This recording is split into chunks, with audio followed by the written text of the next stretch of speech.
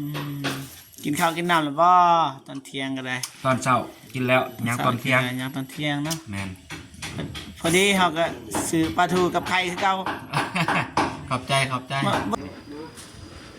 นี่สวยงามนั่นคือของน้องเดิมงามนะแบบนั้นเนาะมันจึงบ่เที่ยงกันกับน้องเดิมน้องสลีสีเหือนก็คือกันยังคือกันเบิดแต่ว่าขนาดมันต่างกัน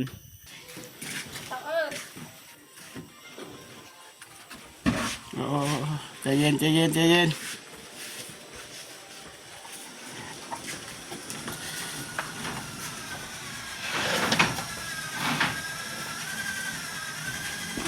แล้วป่ะเรียบร้อยตบมือโอ้สุดยอดท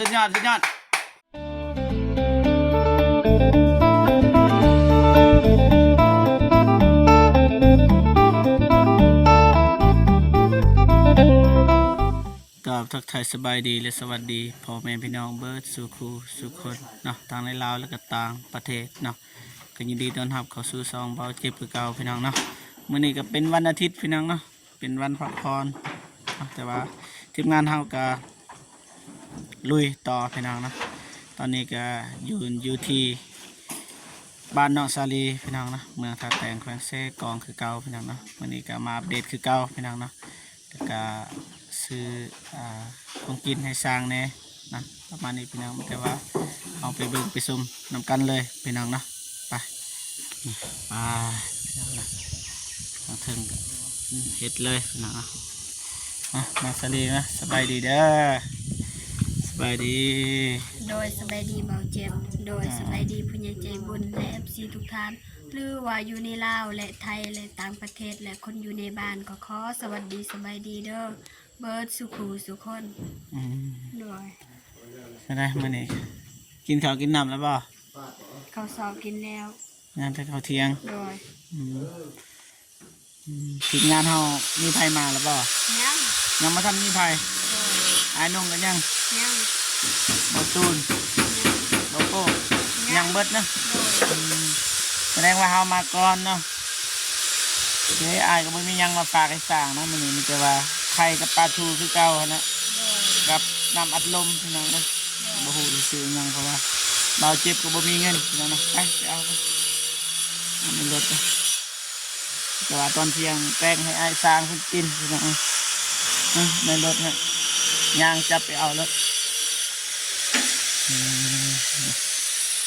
บ่มียังพี่น้องโดยใจเบาเจ็บประมาณนี้มีแต่ว่าอันนี้นี่ให้สร้างกินเลยโดยตอนนี้ก็เอาไว้ไปแยกย้ายบ้านเลยพี่น้องสำเร็จแล้วย่างเตลูกติงพี่น้องลูกติงนี่ทางนี้นี่ย่างลูกติงใส่ลูกติงไหนแดงเพื่อนประตูคือเก่าพี่น้องนะไปขึ้นเทิงบาดนี่ใส่ล็อกแล้วบัดสบายดีได้เด้อโอ้ยสบายดีใส่ล็อกกันไก่แล้วพี่น้องนะคิดว่ายังจะเปอร์เซ็นต์อ่ะเพื่อนเลยตีเปอร์เซ็นต์ในน้องนะอย่าขู่ยังอยู่ผม80%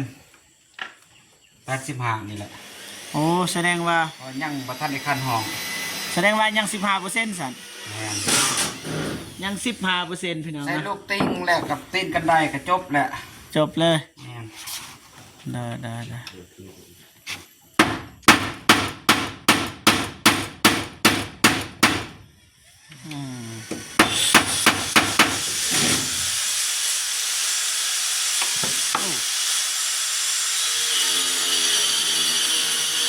โอ้แค่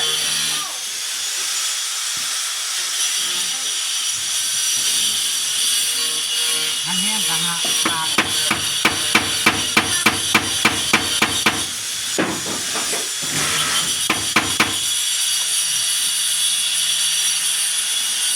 มื้อนี้คันห้องได้เนาะแม่น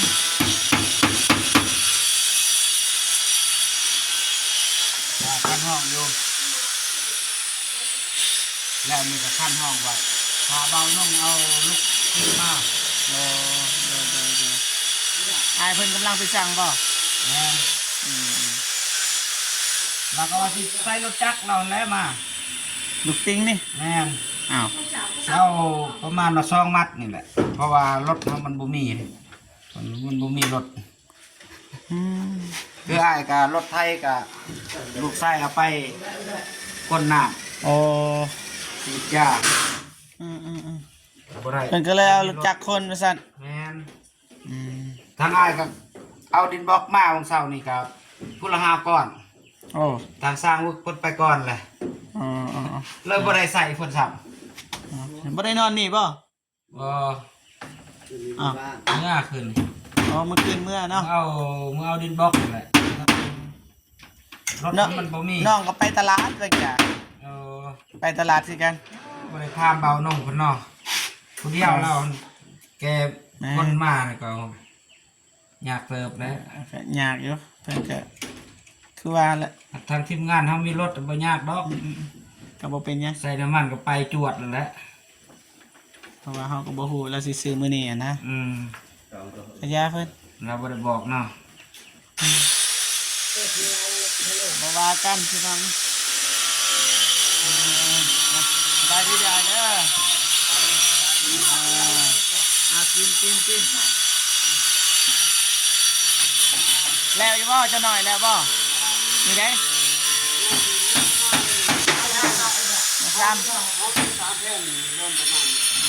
ห้องเป็น3แผ่นสบายดีเด้อบ่ลิงสบายดีเด้อ สบายดีเบาเจ็บ เด้อตามเส้นอีกอะไวแล้วพี่น้องตามเส้นเสร็จนี่ไม่เสร็จนี่เจ็บเลย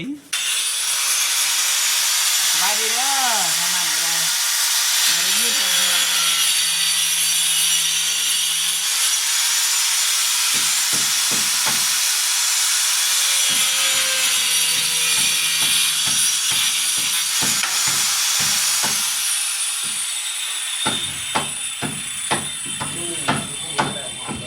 สบายดีเด้อสังลามสบายดีเด้อ คนเราเฮานี่บ่มีเจ็บจักเทื่อ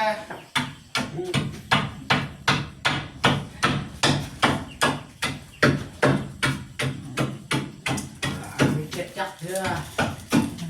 แล้วทางนี้เรียบร้อยนี่แต่อัดเข้าทางในก่อนพี่น้องโอ้แบบนี้เนาะขันแบบนี้พี่น้องเนี่ยกำลังเริ่มที่ขันแล้วนะเริ่มแล้วนี่ขันห้องนิ่งเลยพี่น้อยจะขันนิดพี่น้องนะ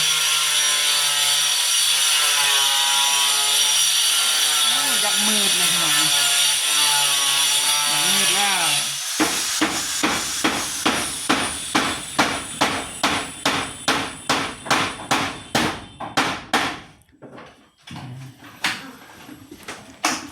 โอ้มาเลยเป๊ปซี่ นี่เดินจ้าแม่ ขอบใจเด้อบ่เจ็บเด้อ เด้อกินข้าวกินน้ำหรือบ่ตอนเที่ยงก็ได้ ตอนเช้ากินแล้วยังตอนเที่ยง ยังตอนเที่ยงเนาะ แม่น พอดีเขาก็ซื้อปลาทูกับไข่คือเก่า ขอบใจ บ่จักสิซื้อหยังนะอยู่นี่บ่มีหยังขายนะไอ้ตลาดด่วนยันว่ามันสามาเขาเดียว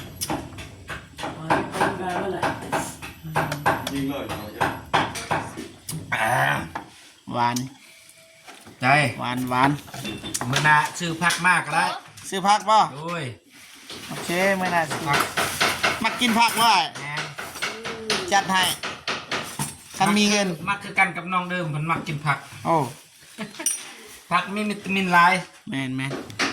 มีโปรตีน ถ้าเบิ่งมีเงินก่อน เจ้า บ่อยากเว้าหมู่ก่อนนะยันว่าบ่มีเงินเฮาสิอายนะ บ่เป็นหยัง แหม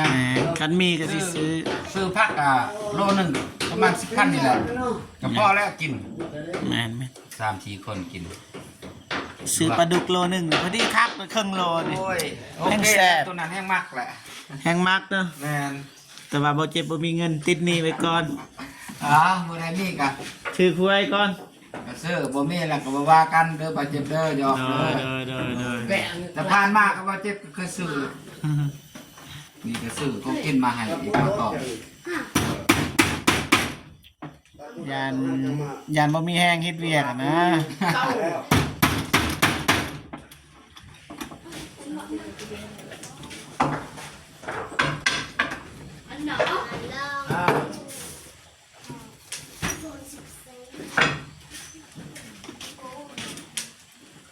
กลางวันมีแต่ซองเครื่อง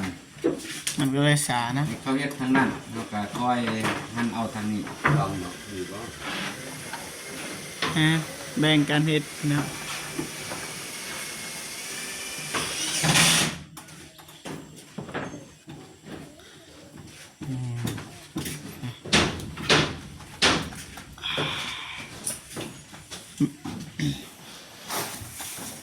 แม่น้องไปใส่ ไปสักเครื่อง สักเครื่องป่ะ โดย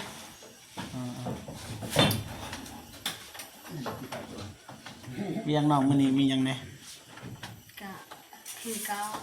เกาซอยคือเกา โดย ไอ้สร้างเพิ่นให้ยกอีหยังก็ยกให้เนาะ โดยไปยกได้ ได้ยกไปก็ยกเนาะซอยกัน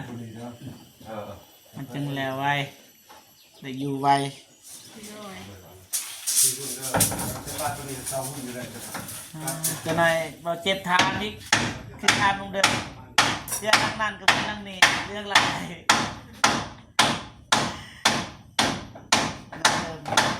รื่องจะไหน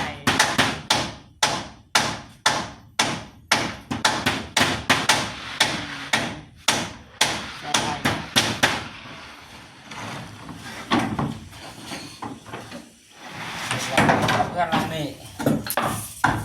มีความรู้สึกจังได๋เราเจ็บเนาะมันอยู่แบบ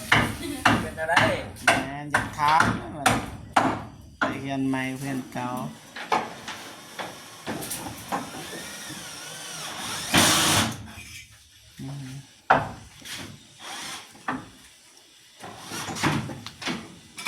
ยังสามแผ่นนะยังสามแผ่นนะคือสิได้แล้ว3-4แผ่นพี่น้อง3-4แผ่นกันแล้วละแต่ว่าข้างในอีกพี่น้องคันห้องอีกบัดคันห้องเลยเฮ็ดลูกติ้งบัดนี่เฮ็ดลูกติ้งเรียบร้อยเฮ็ดบันไดเรียบร้อยสำเร็จเลยพี่น้องน้องสลีก็เกียมบัดนี่เกียมเต้นแล้วบัดนี้ดีใจ หาตัวงามๆหาตัวล่อๆลูก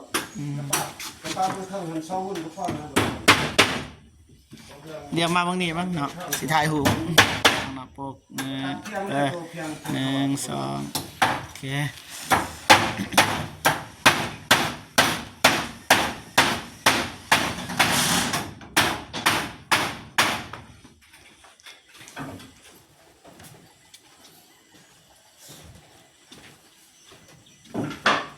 ครับเสาแล้วบ่ายขึ้นว่า แล้ว ตัวนี้เนี่ย แม่น ครับเสา ครับเช้าน้อยแน่นอนบ่แล้วบ่พักแล้ว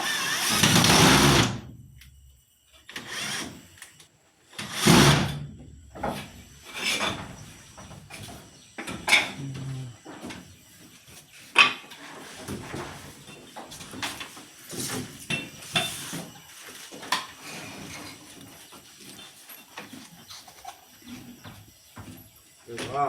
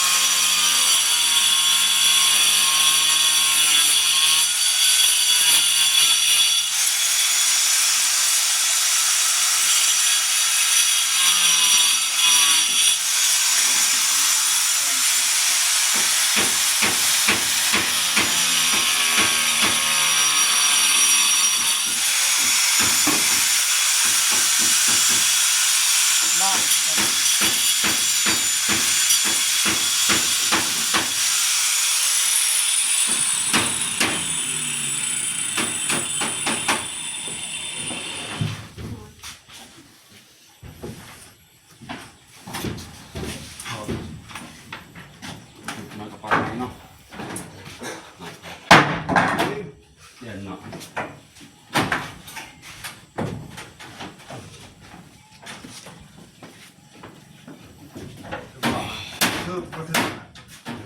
มันบ่ถึกมันครับเบิ่งจะเบิ่งตอนต้นถึงบ่จุบ่สิแปลนจุหรือบ่ ยัง ยังคันยังมันพอสิฟาดทั้งนั้นบ่รู้ มาที่นี่ก็ได้มั้ย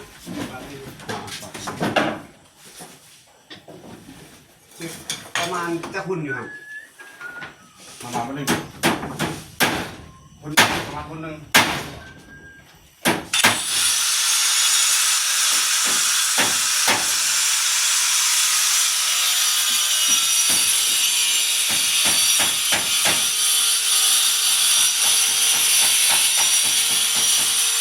เที่ยงขนาดเพียงเนาะ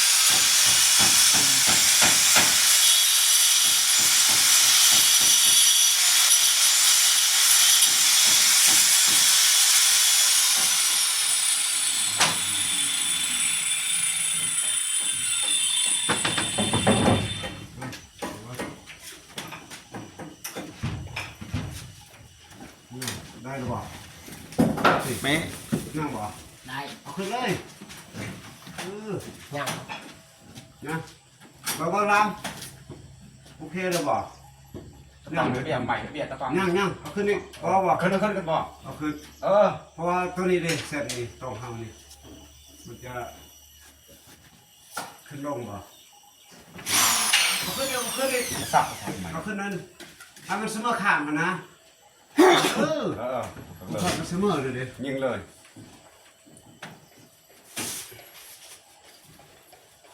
เสมอข้างแล้วพอนาทีใหม่มันได้เด็ดแล้วโอ้โหเก็บให้แน่มันสิเบดได้นดก่อนนี่ยังเหลือนด2-3อันเลยนี่นดหน่อยนึงหมดเลยยังเหลือแต่นดใหญ่เลย เลือกเลยกับหนักเอาได้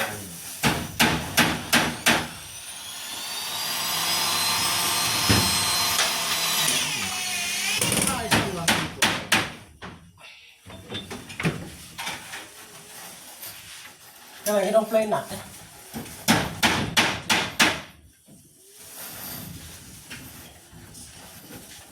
คือขับล่างเหรอขาว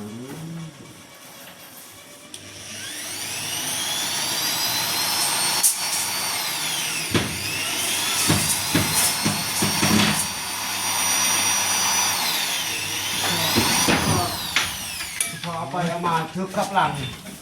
บ่เบิ่งตะวันมันไปขับหลังก็ต้อยไปเลย ใส่เกียร์หลังเนาะ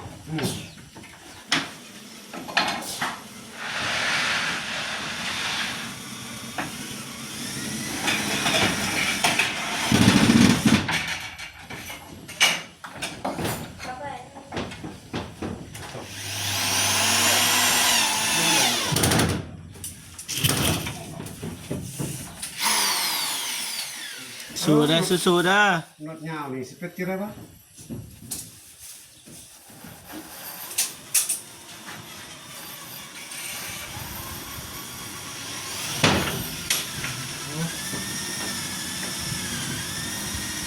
ยางนะลำยาวนะ นดยาวมันจะเข้ามือตะวันคนนี้มันยาวเหลือเกิน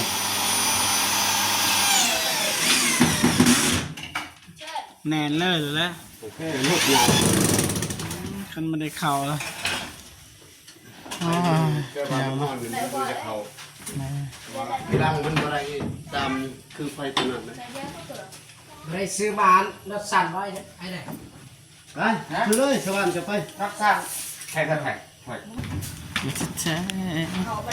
เอากันเลย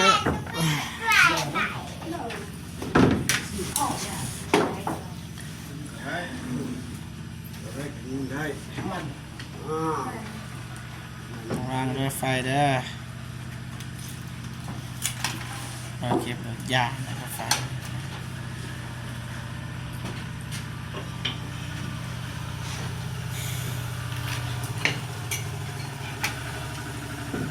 แล้วที่ในเทคเดียววัสดุเป็นหุ่นเป็นยากเลยหุ่นตรงนี้ในเทคเดียว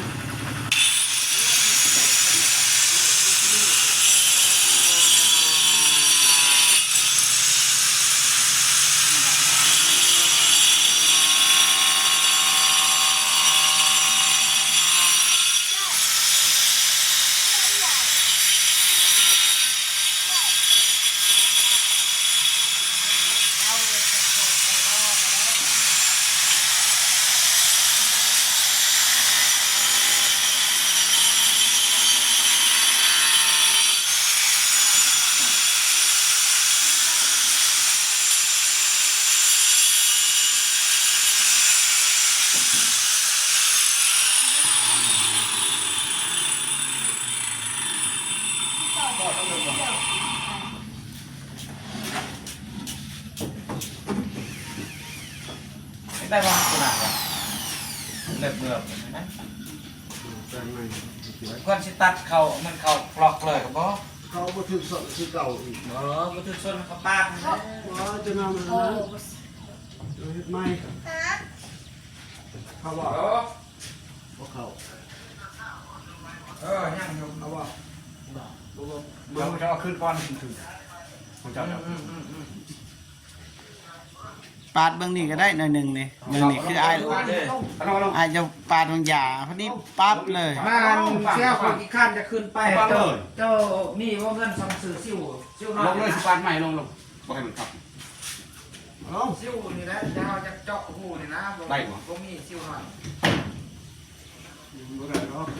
เราได้ยังไงฮัก ที่ปัดส่วน รับเด้อ ซิ่วนี่นะซิ่วเฮาขนาดบอกกันยาแล้วนั่นละบอก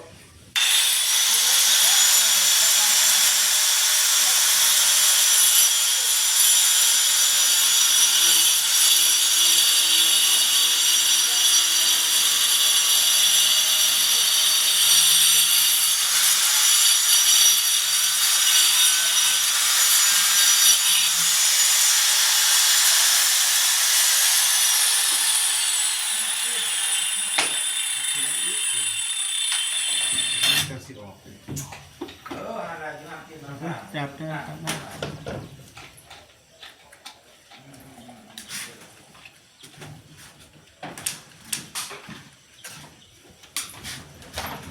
บ่น่ะ ปั๊บตัวนั้นนี่ โอ้เดี๋ยวนั่นเล่นกันห่างกันนั่นห่างกัน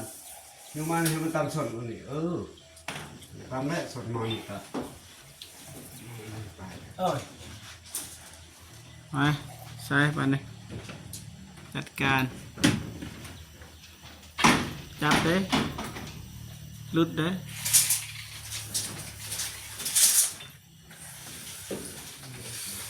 ฝากเนาะเป็นคนจับ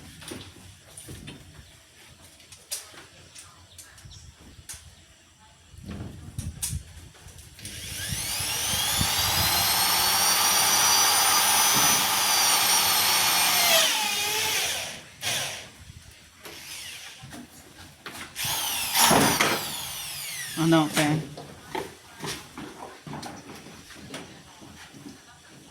นี่เพื่อนกัน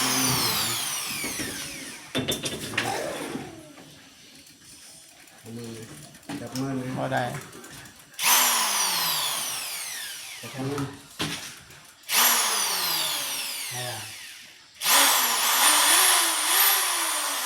จับมือมีตก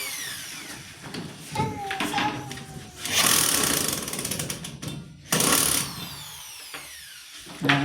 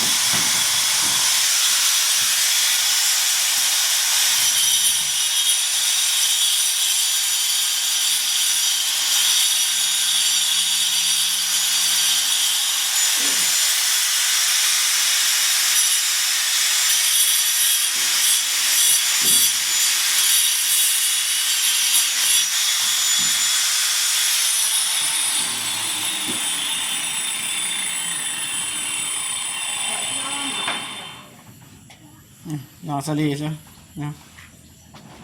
มาใส่อายเป็น จะเราทำมาแต่ใส่อีกจะรถคนนี้คือเขาเอาไว้นาบางทีเอาไว้เนี่ย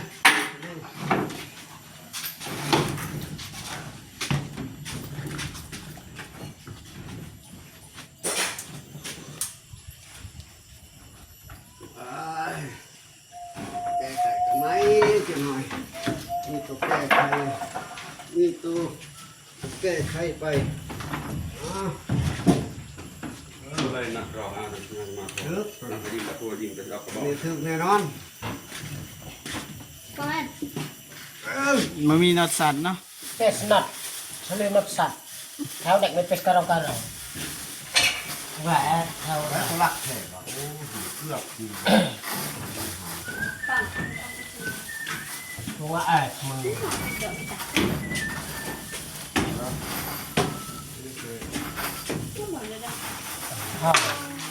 เอาบอกพี่แกล้งข้าตาม น้อยหนึ่งทำกินเอาไปทำไม กูเสียงแต่จักเลยอย่าเอาไว้ฟังแอบฟังหลัง ที่ต้องเล็กหนักหนาเป็นสีแบบ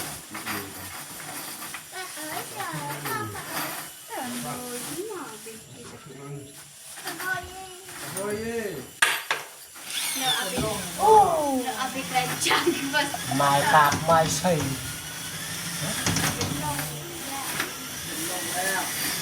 làm ôi không gì thế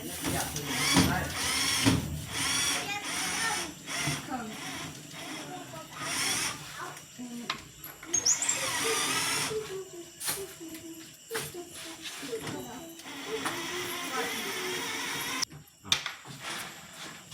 Tại đây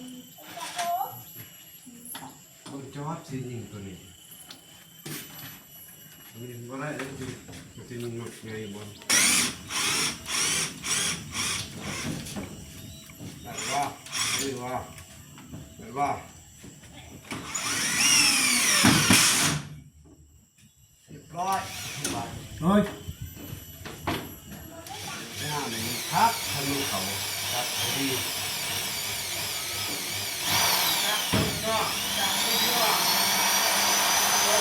มันจะเข้าตัว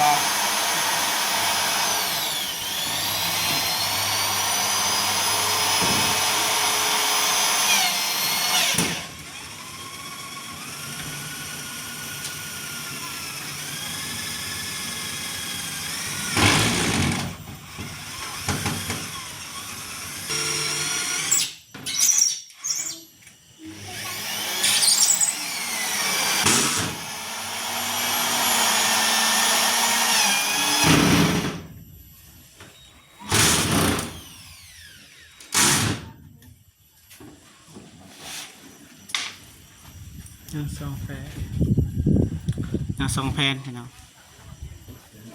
แผ่นเต็มแล้วก็แผ่นแตง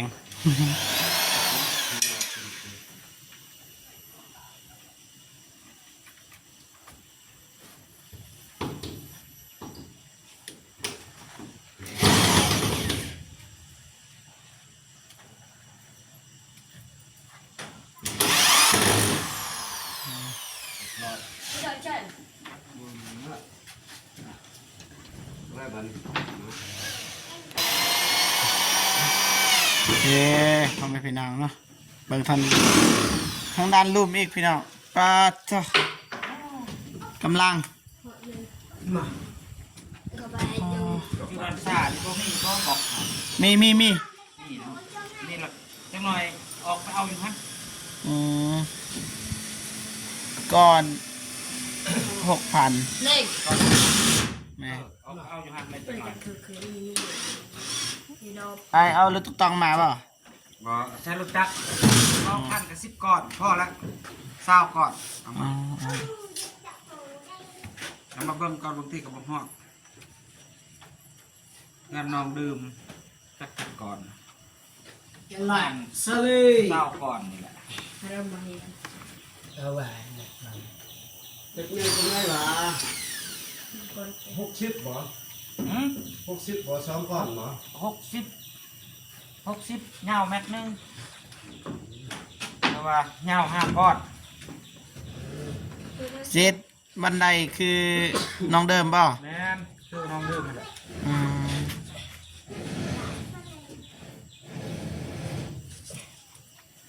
ใครเขาจะว่า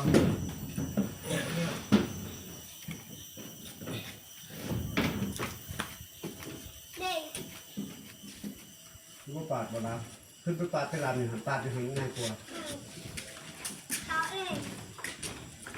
ปากจะหันมันมา ดังเลยใช่ไหม ทะเลทอดดัง เดี๋ยวชอบแทน ดีดาว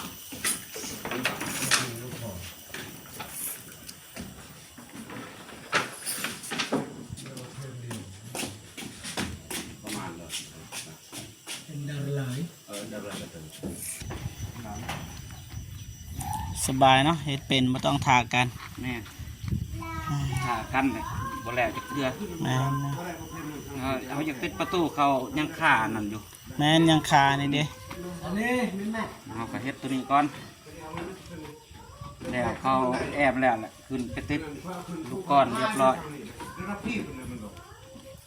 แบงเวียเฮ็ดเนาะ แม่ สบายเป็น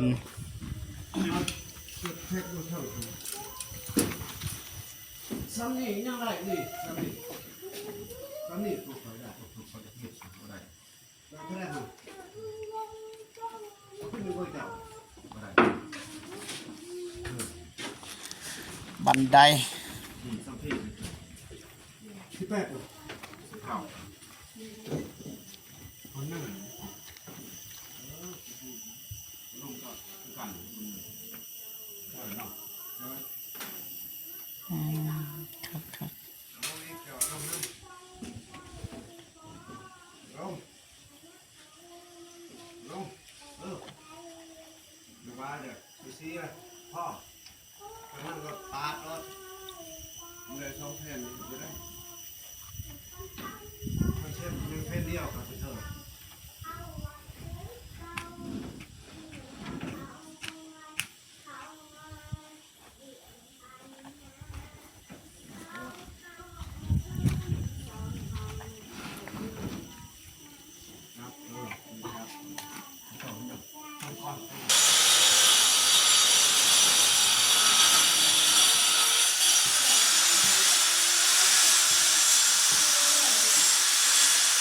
เนาะ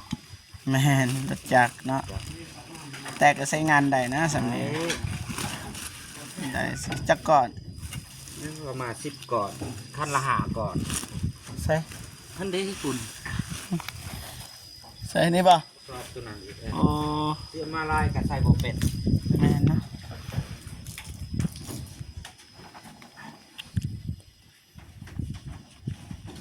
มาลายกับใส่บ่เป็น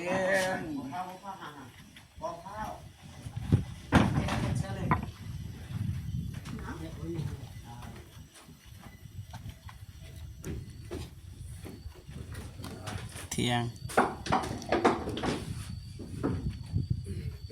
3ก่อน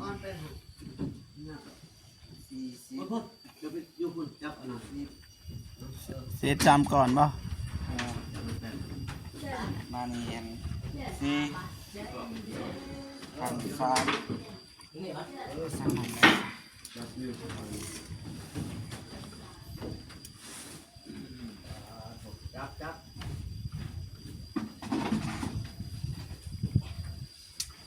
นี่แมทหนึ่งหมดได้3ก่อน ได้ตัดนะ นี่ตัดนี่ตัดครึ่งเนาะตัดครึ่งน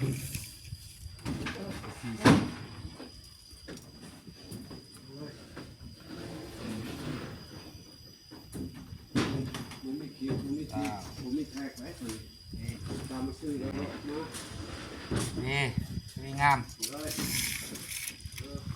นะคือของน้องเดิมมันงามนะแบบนั้นเนาะมันจึงบ่เที่ยงกัน กับน้องเดิมน้องสลีสี่เฮือนก็คือกันอหยังคือกันเบิดแต่ว่าขนาดมันต่างกัน น้องเดิมเพราะว่าหลายคนนะเขาสิเฮ็ดใหญ่น้องเดิมอยู่แต่2คนก็เลยเฮ็ด2ห้องอันนี้3ห้องพี่น้อง ยัง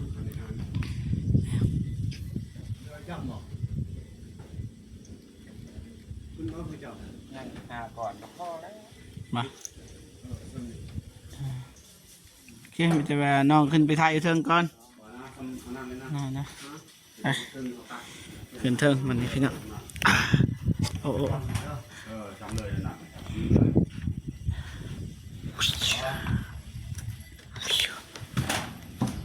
นี่ไก่แล้วพี่น้อง อแป๊บเดียวสิแล้วแหละทางนี้ก็ได้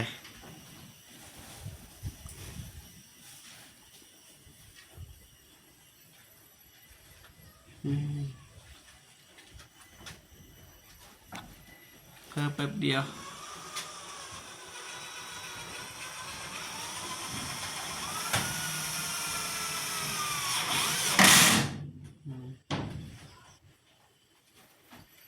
เอาละ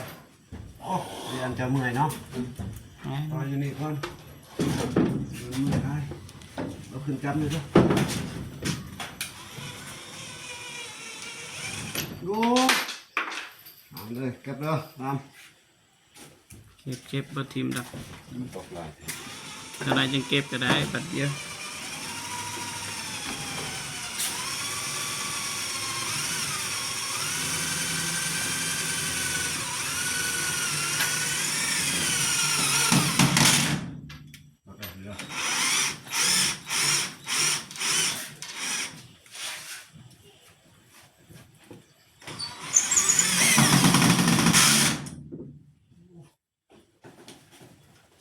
กึกเลยน็อตมันยาวพี่น้องมันก็แน่นนะ มาตังกับมันมาเลยตังกูมา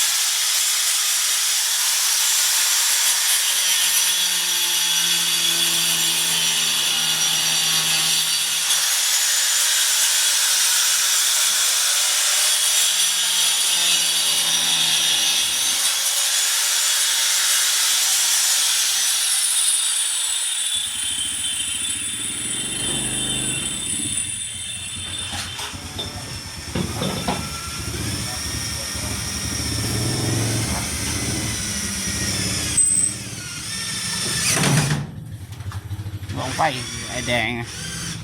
สุดไปเลยไปซื้ออินบ็อกพี่น้องดอนศาสตร์ไปแล้วเฮ็ดบันไดพี่น้องเนาะนี่เริ่มแล้ววันนี้เป็นหูเป็นหางเลย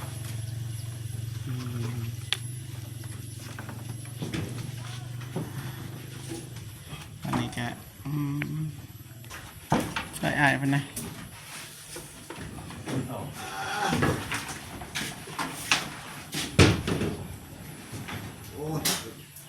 โนแมนทางนี้ทางลุมก็ได้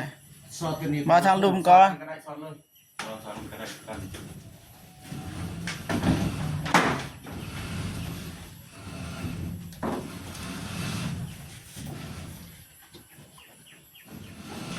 หนักเติมนะพี่น้อง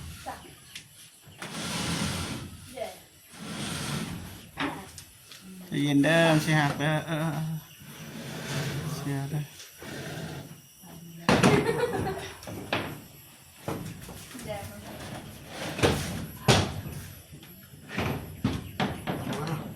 อยู่มาทักคอย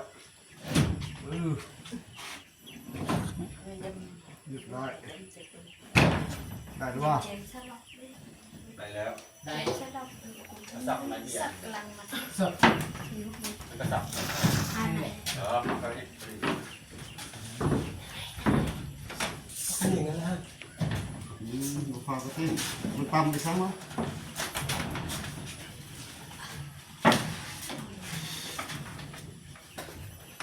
สามไม่ช่างถูกโอ้มาต่อขึ้นเด้อเอาลงอีกหน่อยนึงเอาลงเลยทุกคนมันเสมอส่วนมันนี้ มาส่งจับคอน เอาขึ้นยางวะเล็กเกิน พอแล้วพอแล้วเด้อ ยิงก้อนยิงก้อน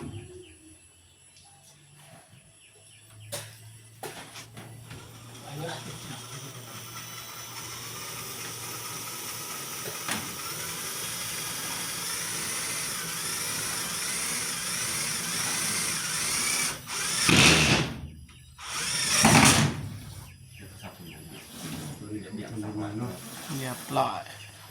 พอดีว่าสนั่นบ่ห้างวะ บอกว่ามาห่างพอดีเลย พอดีนะ เอานี่ก็หลดจะจับโบนัสเทนมันสั่นกลัวเขาหนีมาไรมาสั่นสั่นมันนกจับไอ้ตู้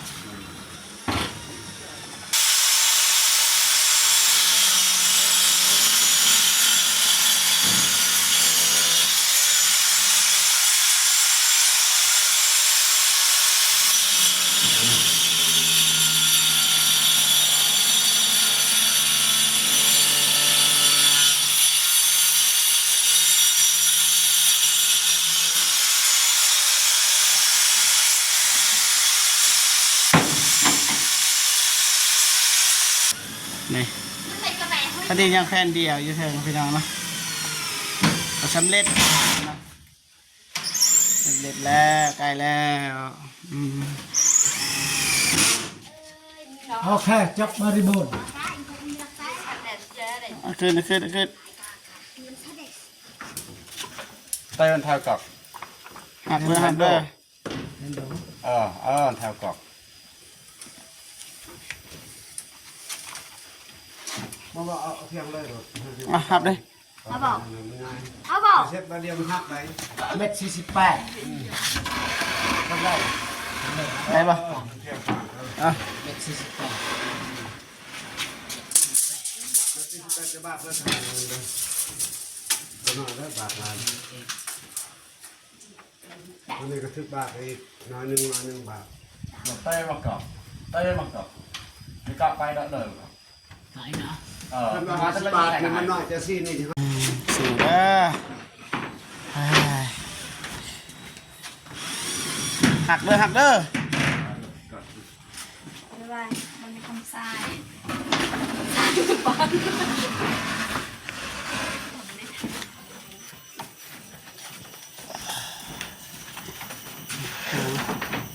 นี่ก็ไกลแล้วพี่น้องทางนี้ก็แล้วเบิดแล้วเกี่ยมตบมือ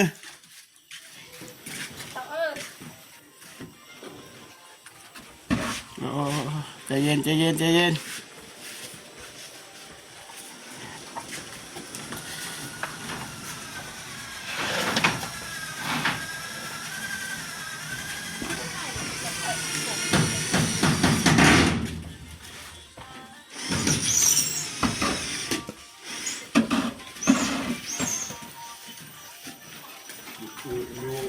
ยู่ไหนก็เอาเลยสั่งเนาะ อยู่ในนี่ตัวสัตว์ก็ได้ต่อเอาจึงบ่เปลืองสิดาเด้ บอลเลียวกันเนาะ พอละ พอดีมาแผ่นเนาะ เพราะว่าทางในเขาสิต่อเอา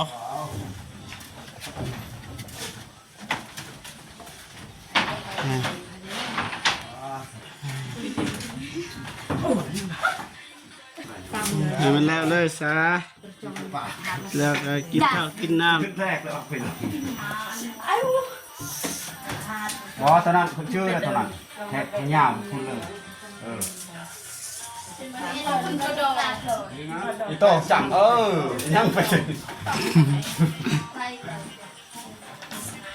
ไปเอาบาทนี่ระวังเด้อน้องเด้อ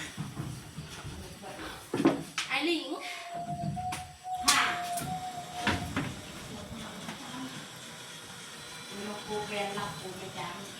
ตัด นี่พี่น้องสวัสดีขึ้นเทิงแล้วพี่น้อง ยัง นั่งปะ น้อยหนึง น้อยหนึ่งนี่มันบังคับไปยากไปเอาออก แม่นทำไมไม่ถ้าว่าเฮาเลื่อยน่าจะได้ แย่กระเป๋าเลย เนาะมึงกลัวเลยเนาะ ใช่ใช่ลูกครับสามเนาะ 3 คนเลยพี่น้องนะซอยกันใกล้แล้วพี่น้องนี่อย่างแผ่นหนึ่งเรียบร้อยเราเจ็บไปจบคลิปบาทนี้บาทสำเร็จเนาะเราถ่ายมันสำเร็จก่อนพี่น้องเกือบแล้วพี่น้อง ปาดลงตัวนะปากอยู่เหรอ ไอ้แก้มต้องมือสร้างด้วย สบายดีเด้อ สบายดีบางเจ็บสบายดี FC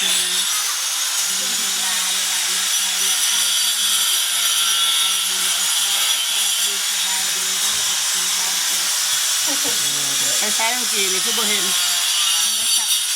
มีสักเครื่องอาหารการกินเฮ็ดแล้วบ่ เจ็บออกมา นี่ละโดยเยี่ยมกินอย่างเดียวเท่านั้น จะกินอย่างเดียว ประมาณคนหนึ่งวะ เบื้องนั้นอีกเด้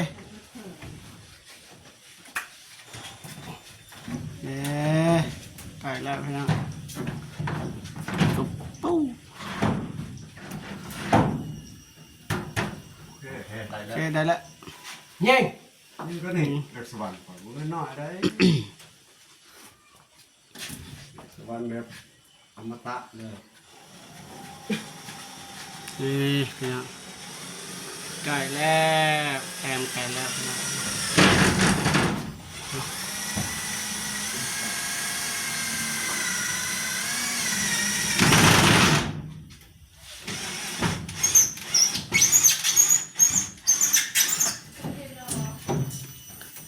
สบายดีเด้อไม่เท่าโดยไป เอานสวรรค์ให้แน่ตัวยาวขนาดนั้นหันมันเยอะหันพวกนี้นะเก็บมาเลย2 ดอกนะ ชอบพี่น้องไปแล้วพี่น้อง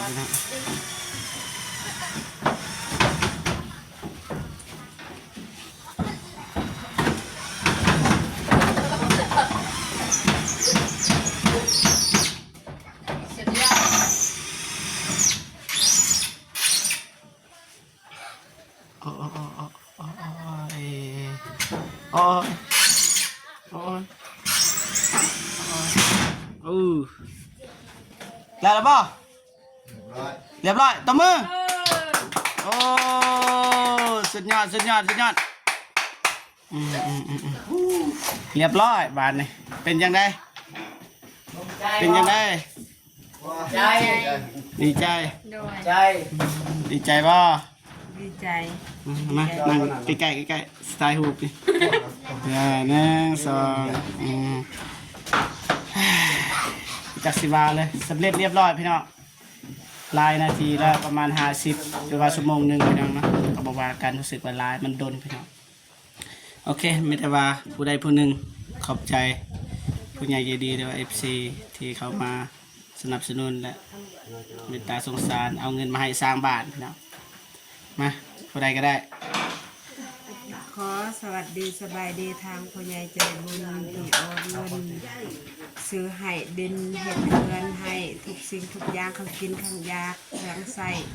ก็ขอสวัสดีสบายดีทางพ่อใหญ่ใจบุญที่เมตตาสงสารขอให้พ่อใหญ่ใจบุญพัฒนาสิ่งใดให้ได้สิ่งนั้นความเจ็บจะสู้ได้ความไข่จะสู้มีขอให้ร่ำให้รวย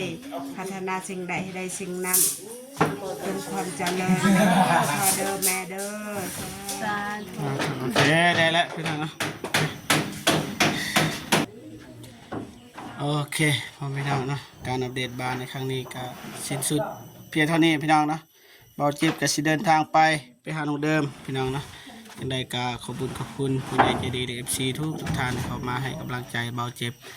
แล้วก็เบิ่งคลิปเบาเจ็บตลอดพี่น้องเนาะจังไดก็ขอให้พ่อพี่น้องจงมีแต่ความสุขสุขภาพแข็งแรงประสบผลสำเร็จในหน้าที่การงานไปที่ใดก็ขอให้ปลอดภัยเบิดสุขสุขคนอย่าเจ็บอย่าจนและให้ลำรวยๆยิ่งๆขึ้นไปเด้อขอเด้อแม่เด้อนะสาธุเอาคลิปนี้เบาเจ็บก็สิกลับก่อนพี่น้องเนาะพบกันคลิปหน้าเนาะสำหรับคลิปนี้ขอกล่าวคำว่าสบายดีเด้อบ๊ายบายพี่น้อง